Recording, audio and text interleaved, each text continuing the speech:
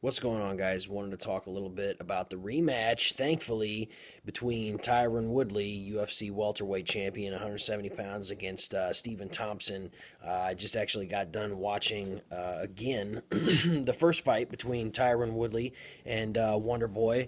First of all, I'm really glad that they made this rematch. Majority draw in the first fight. There was a lot of talk, a lot of speculation about Tyron Woodley. Challenging Michael Bisping in a super fight and blah blah blah. Well, had he flat out beat Stephen Wonderboy Thompson, maybe that might be an option that would be on the table. But given the fact that it was actually a majority draw, I think that you definitely got to give Wonderboy that rematch. Incredible fight. March 4th, 2017, UFC 209, which is going to be Woodley versus Wonderboy. Part two. Thankfully. So I had to go back and I had to watch the fight again. That was such an incredible it was such an incredible fight. I'm glad that they're putting this rematch together. Clearly, I think in that fight you've got Tyron Woodley winning. Obviously round number one, he was able to take Wonder Boy down. Really beat him up. Had that short elbow that caught Wonder Boy right on the bridge of the nose, cut him open. Had Wonder Boy bloodied up after the first round. But I think you definitely have to give rounds 2 and 3 to Wonder Boy. 10-9 rounds. So you've got, after 3 rounds, you've got Wonder Boy up, 2 rounds to 1. The fourth round, the fourth round to me is definitely up for debate. By far the most damage that was done in the entire fight was done by Tyron Woodley in round number 4. I mean, he was able to knock Wonder Boy down twice. The first one, caught Wonder Boy on the chin, put him down on the ground. The second one that caught him in the forehead just absolutely rocked him and had him out on his feet, put him down for the second time in round number 4. And really, I started reflecting back on the days of the Pride Fighting Championships. They didn't really go by the whole 10-9 rounds. You could have a guy that could be winning the first half of the fight and completely dominating the fight, but if he gassed himself out and the guy that was losing in the first half, came back and still had plenty of gas in the tank and was completely dominating the last half of the fight, or the last, quarter of the fight after a guy winning the first 3 quarters of the fight. If he was winning at the end, they awarded him, the win. I liked the Pride judging in that sense. And if you look at it in that way, that round number 4, it might not have been, a 10-8 round for Woodley. Granted, he knocked him down twice, and in a boxing match, maybe if he knocked him down twice, you would have had to have given him a 10-8 round. But this is mixed martial arts; it's not boxing. So when Woodley knocked him down twice, that's all well and good, and he goes for the guillotine. Has the guillotine locked up, standing guillotine, jumps, pulls guard, and then in the last 35, 40 seconds of, round number 4, you've got, Wonder Boy on top, dropping shots, dropping big shots, not just arm punches, he was dropping heavy shots. And, at the end of that round, I know that they talked about it, with Wonder Boy doing a lot of interviews, saying he's like, hey, yeah, he knocked me down twice. But at the end of the round, I was dropping shots on him and actually helped him up off of the canvas after the round was over. So I don't personally, I don't know that I give Tyron Woodley a 10-8 round. Had he knocked him down with that second shot, jumped on top of him, and was hammering him out for the rest of the round, yeah, I might have given him a 10-8 round. And then, the score at the end would have been a majority draw. But the fact that he pulled guard and ended up on the bottom for the last 30 seconds, and Wonder Boy was able to survive and was dropping, heavy shots on Woodley at the end of it, I personally don't know that I give Woodley a 10-8 round in round number 4, and I'm probably going to get a lot of shit for that, but that's just my personal opinion. That's the great thing about living in America and being sports analyst, so to speak, especially when it comes to mixed martial. I love mixed martial arts, so I've always got something to say. So if you don't agree with me, fine, whatever.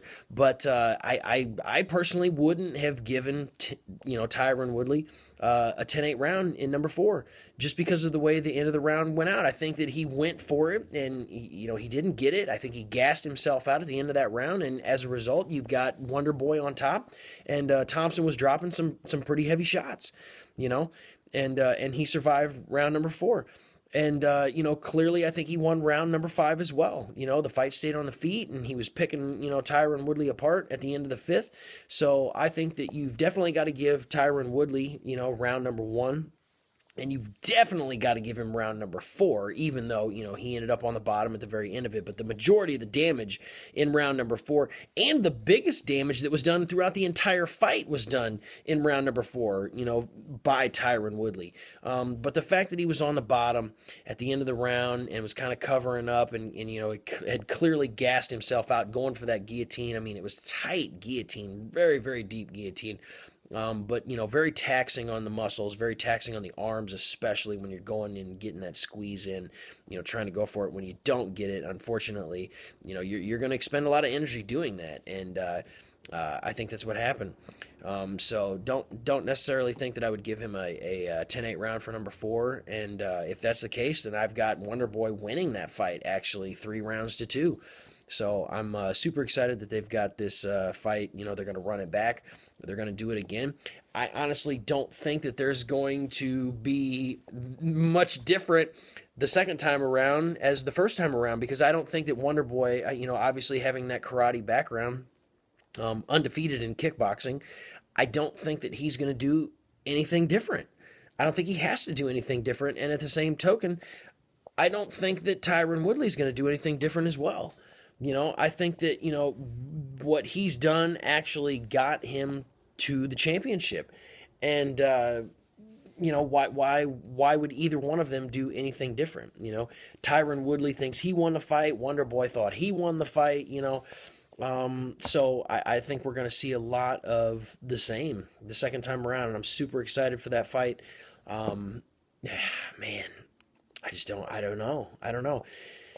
It says a lot about Wonder Boy that he was able to take the shots that he took in the 4th round. The 4th round, I mean, you've got rounds 1, 2, and 3 before that where he clearly took damage in the first, and Tyron Woodley smashed him in the 4th with that second shot, that big right hand, that sent him down to the ground. That says a lot about Wonder Boy. A lot. That, he can take a big shot. That same right hand that put Wonder Boy down on the ground is what won Tyron Woodley the welterweight championship against Robbie Lawler, who has one of the best chins in mixed martial arts. He come out and starched Robbie Lawler with that big right hand, and it's what won him the title in the very first round. So I think it says a lot for Wonder Boy Thompson that he was able to take those shots and was able to survive and then end up on top at the end of that round. So I think it says a lot about Wonder Boy. I think it says a lot about his heart. I haven't looked at the betting lines coming into the rematch. I'm sure that there's probably some out, but I haven't got a chance to look at them yet. But I honestly would. I mean, this is me going out on a limb here, but I think Wonder Boy would probably be the favor in that fight, even though it was a majority draw. You had 2 judges that scored it 47-47, and then you had the 3rd judge scoring it in favor of Tyron Woodley. But the fact of the matter is it was a majority draw. It was a draw. The fight ended in a draw. Tyron Woodley was able to retain his title, but at the same time, 2 out of the 3 judges thought that the fight was a draw. So I would imagine, from my opinion, I would think that Wonder Boy would be the favor going into that fight. And if I was a betting man, which I am, if I was going to put money on anybody, I would put my money on Wonder Boy. But again, that's the great thing about mixed martial arts, is that anything can happen at any time. George St. Pierre, Matt Serra. Nobody thought Matt Serra was going to come out of that season of The Ultimate Fighter, winning The Ultimate Fighter and getting a shot at George St. Pierre and his welterweight crown, and then coming out there and starching him in the first round, knocking him out. It was incredible. George St. Pierre tapped to strikes to Matt Serra. I mean, obviously Matt Serra is no slouch and he's got heavy, heavy hands. But he tapped. You clearly see George St. Pierre tapping the strikes to Matt Serra in that fight. So, I mean, anything can happen at any time. I mean, the sport is so unpredictable. I mean, you had Ronda Rousey, who had faced Miesha Tate, on multiple occasions and completely dominated Miesha Tate every time that they fought. Ronda Rousey goes out and fights, in Australia against Holly Holm and gets head kicked into oblivion, and loses her title to Holly Holm, only for Holly Holm to defend her title against, Miesha Tate, who nobody believed she could beat Ronda Rousey, and Miesha Tate goes out and submits Holly Holm, the girl that destroyed Ronda Rousey and essentially ended her legacy. She goes out and submits her, So it's just, it's crazy how things work. Anything can happen at any time. I don't think that anybody's safe in mixed martial arts. So even though I think Wonder Boy, going back to my original, discussion, even though I think that Wonder Boy should probably be the favor the second time around, it's, Woodley's got vicious, vicious power. If he gets fresh early in a fight like he did against Robbie Lawler and catches Wonder Boy with one of those big shots, I mean, he can end a fight in one punch at any time. So I'm super excited to see this rematch. I'm glad that they put it together. I'm glad that, Tyron Woodley isn't going with a super fight with Michael Bisping.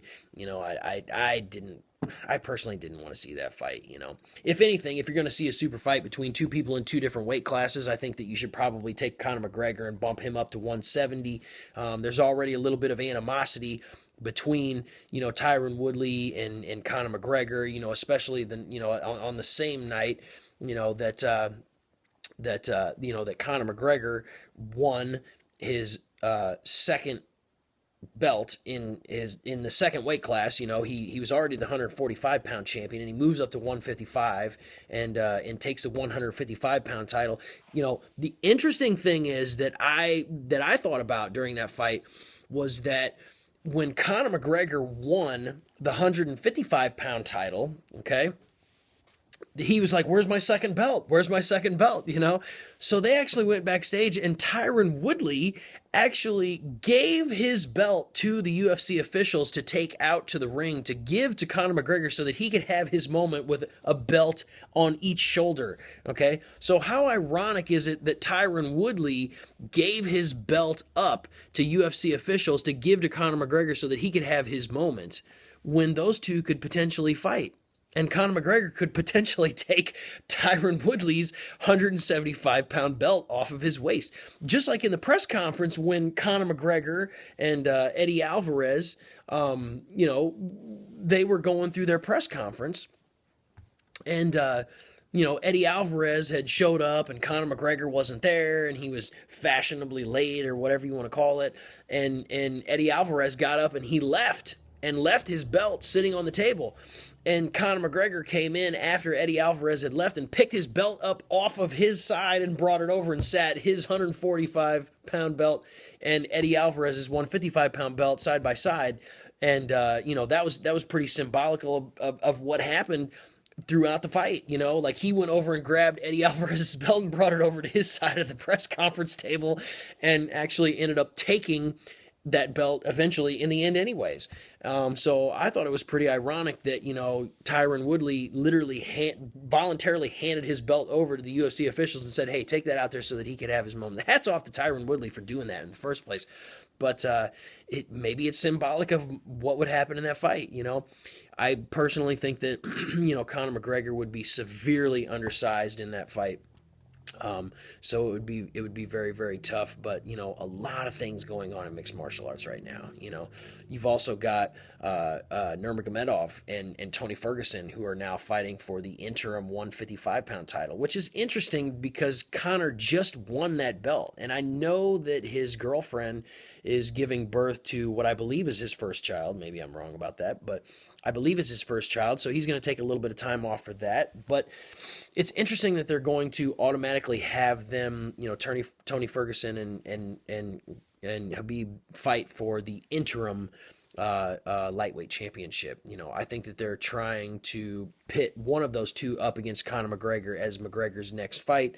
So having an interim title fight makes sense because, you've got Conor McGregor, who right now is the undisputed lightweight champion. So if they make an interim title between those two, it guarantees that Conor's next fight is either against Tony Ferguson or Nurmagomedov.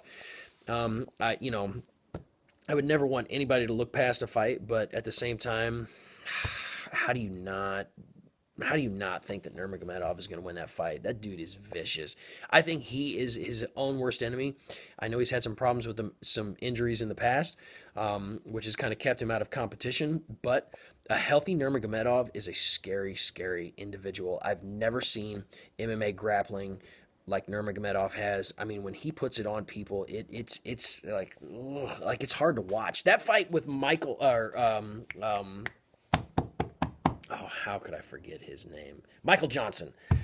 Michael Johnson, vicious power in his hands, has incredible, has very good stand-up. Came out and just got completely smashed by Nurmagomedov. But the interesting thing in that fight was that, Michael Johnson, he cracked Nurmagomedov early in that fight and wobbled him. Now, granted, I think if Michael Johnson cracked anybody, solid, he's going to wobble anybody in the world. He's top 10 lightweight in the world. I think he was number 6 or something like that when he fought Nurmagomedov. However, the fact that, Habib, however you want to say it, I don't know. The fact that he was able to absorb that shot and then do to Michael Johnson what he did was just absolutely incredible. Throughout the fight, you could hear clearly the audio during the fight, Habib saying to Michael Johnson, like, oh, give up, Mike, I deserve this, blah, blah, blah. And even in his corner, in between rounds, Dana White, who's sitting right behind Nurmagomedov's corner, he was turning around saying that he was going for Dana White's boy, Conor, next. He's saying, Dana White's like, worry about the fight that you got going on. You're fighting Michael Johnson right now. Finish this fight before you think about anything else, So that dude's a monster. And I don't know. I personally think that, Nurmagomedov is going to win that fight against Tony Ferguson, and I think that he's going to become the interim champion, and I think that he's going to go on to fight Conor McGregor. And, we all know that, Chad Mendes on short notice was able to put Conor McGregor on his back and was able to beat him up a little bit before he got caught with the big left hand, And I think Nurmagomedov is just a totally different animal when it comes to the grappling.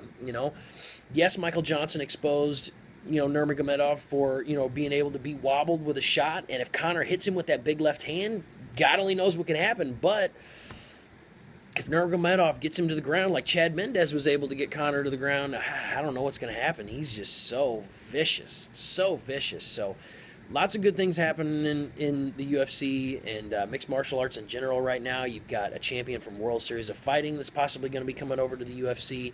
A lot of good things happening in Bellator right now, so they're pretty exciting. So it's the fastest growing sport in the world for a reason, and it's very exciting. You never know what's going to happen. Anything can happen. Everybody's got a puncher's chance. It always starts out on the feet. So I love it. I'm going to be doing a lot more of these reviews. If you like what I'm saying, if you want to hear more, subscribe. This is going up on YouTube. I'm going to put it up on Facebook. And I'm going to try to do a lot more of these. So comment. Let me know what you think. And after these next fights coming up, I'm probably going to do some more of these. And, like I said, any feedback is appreciated. So I will check in with you later.